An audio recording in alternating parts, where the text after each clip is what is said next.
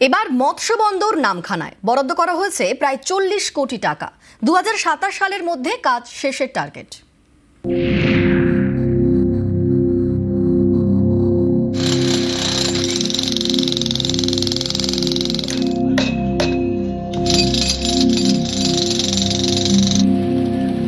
দক্ষিণ 24 পরগনার নামখানা, এখানে তৈরি হচ্ছে মৎস্য বন্দর।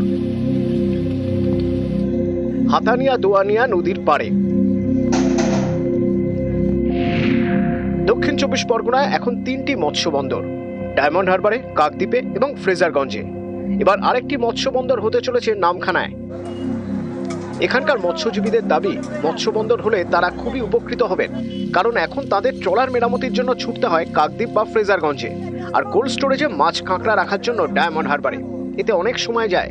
নামখানায় মৎস্য বন্দর হলে এই সব সমস্যা মিটবে।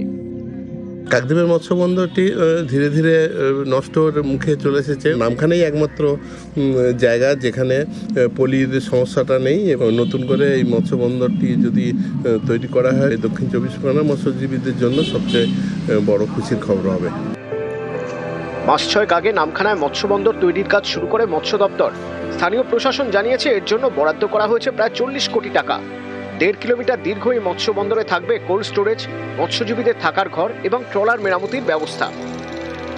নামখানা, বকখালি সব ট্রলারের এখানে একটা সংযোগ স্থল। উন্নত প্রযুক্তিতে ফিশকে আরও প্রিজার্ভ করে ডিস্ট্রিবিউশন করা যায়। তার জন্য আমাদের ফিশিংয়ের যারা বাইরে যায় তাদের থাকার জন্য বাড়ি, তাদের খাওয়ার জল, এইসবের জন্য একটা হারবার তৈরি হচ্ছে, যেখান থেকে পরবর্তীকালে ফিশিং করা যারা মানুষরা তারা উপকৃত হবে, এবং আশা করছি 2027 সালের মধ্যে প্রজেক্টটা কমপ্লিট হবে।